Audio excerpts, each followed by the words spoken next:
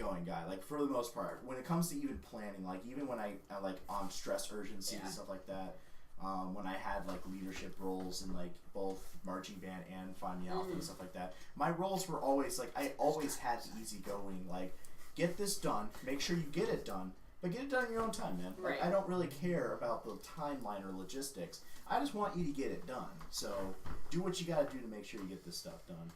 We actually just had a conversation this morning because his cousin is getting married in June. My cousin. And I was like, so, like, what day are we planning on going down? Like, how long are we going to be down there? When are we coming back? And he's like, I think we leave Friday.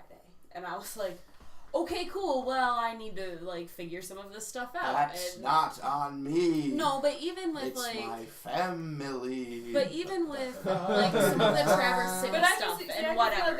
So you haven't had this conversation with your parents? Right. Like, Right. What is going on? I'm waiting for my parents to approach me about this. That's wrong. That's what I'm saying.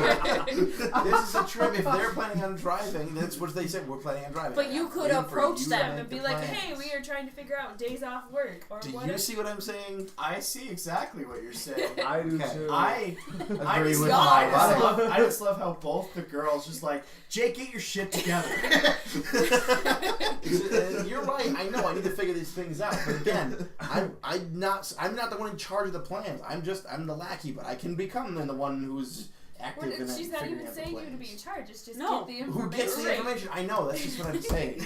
You see my dilemma. But even like when we've planned the Traverse City trip the past couple years, and like this year, I've been like, all right, it's February. We need to like get it out and like figure this out and have an idea. And then in March, we need to make sure that we have the campsite. And like, and you're just like, it's like 4 months away, so that's cool.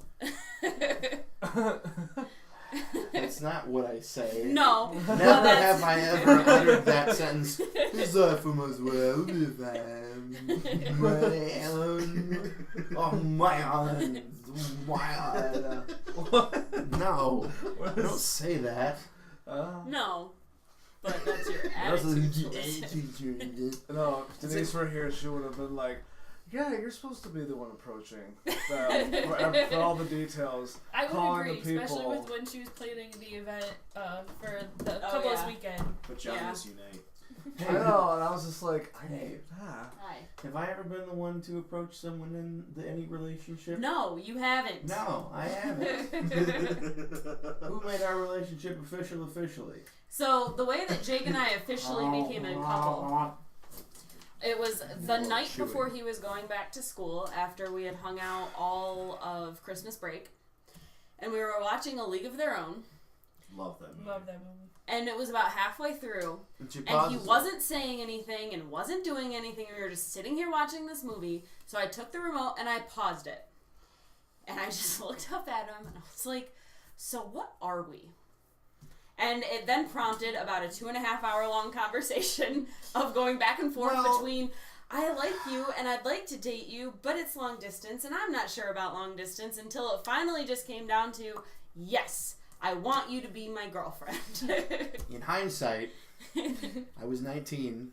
I had one other serious relationship prior to that, which was in high school, from my freshman year to my sophomore year. And so I didn't really know. Like, I had never really experienced that kind of stuff, and I didn't know what to expect, and so I was kind of scared. No, I know. And you say these things, well, you didn't know. No, but I was the one that prompted it. You were, and I'll give you that credit, which is why I gave you that credit. That's just what I'm saying. I've never been the one. I'm not saying nothing, but I'm just saying. I've never been the one to approach in a relationship in any kind of thing, just to be the one to take the initiative. And I need to be. And you're right. But I'm just saying. And the end. My personality is. And cut. I'm more inclined to be somebody who is just kind of goes planning with in plans. the moment. You like, all right, we're here. What's the next step? Okay, we got to this point. Now what's the next step? You're a very like chronological type planner. Yeah, and I guess, and that's just, by the way, I'm going to school for business management, so I really have a lot of that school kind of thing like there, but that's kind of just learning the people around you and how they are. Like, that's a good example. Like, Jake's not necessarily good at that, so you work a plan around that. You solve that solution. Sometimes you have to just, solving that solution is like, dude, get your ass into gear. But at the same time, you still have to, like, realize what's going on. Like, Sarah and I, the coolest thing about our relationship, and this is something I really love, is that we just work everything out when the time comes for it to work it out. We don't let anything sit or fester. We let everything go out, and it really, I think, works for us. Yes, there's a lot of things that I wish we could get things done differently. We have different opinions, especially when it involves ordering Chinese food, and she's on the way home and should pick it up, but she wants me to go get it instead. That conversation. We work it out, though, because eventually I just go and get the food anyway. That sounds like a working out thing. But I mean, but realistically, someone had to go get it. Eventually, right. Someone will have to sit down and get it. We could have just been assholes about it, which I see a lot of relationships doing, saying, I'm putting my foot down, I'm not getting it. Well, I'm coming home, I'm not getting it. Well, I guess we're not eating. Fine. And the rest of the night's ruined. Suck it up, someone give in, right. Work it out. Like, that's the thing. It eventually got worked out. As much as I don't necessarily agree with her logic in the process, and I still necessarily don't, I still got over it. I worked it out. You it's have fine. to give.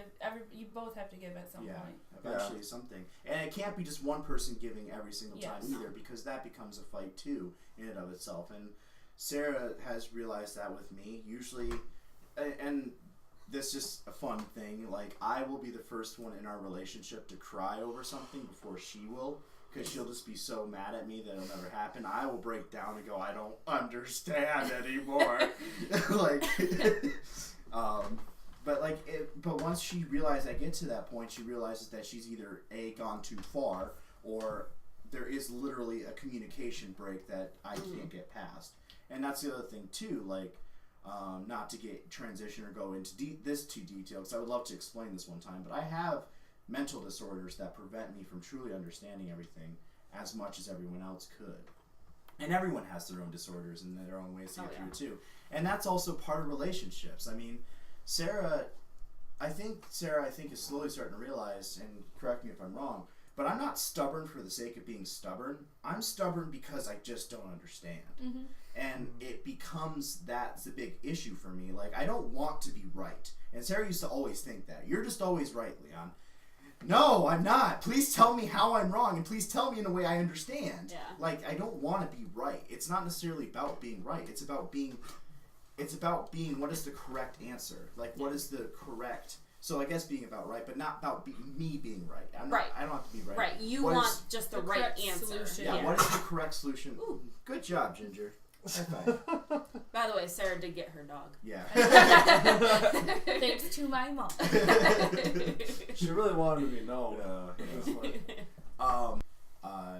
Situation with that, like, just read out a situation, understand that, you know, I think this is just going to a more even theological idea that, like, I don't think anyone realistically on this face of the earth wants to be a dick or be an asshole, just to be truly an asshole at all times. They want to basically be liked, they want to be cared about, but there's certain ways they don't know how to do that. There's certain things they don't understand.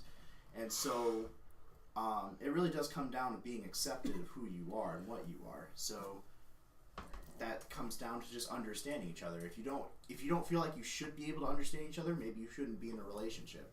Maybe there's a hump that you just have to, like, give up or jump over. By the way, I'm a very theological guy, so I'll be talking like this all the time. I was like, this is like getting caller number 6. Bing. It's like, I eerily feel like I'm at, like, couples confessions right now. I'm like, tune in next week for another episode. Tune in next week. Where there'll be a private interview with Jacob Adams over his engagement. Wow. Yeah, no, I know that's in not his nice, engagement so or it's lack thereof. Wow.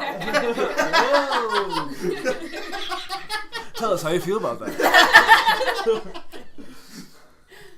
Not jabbing into it. Oh.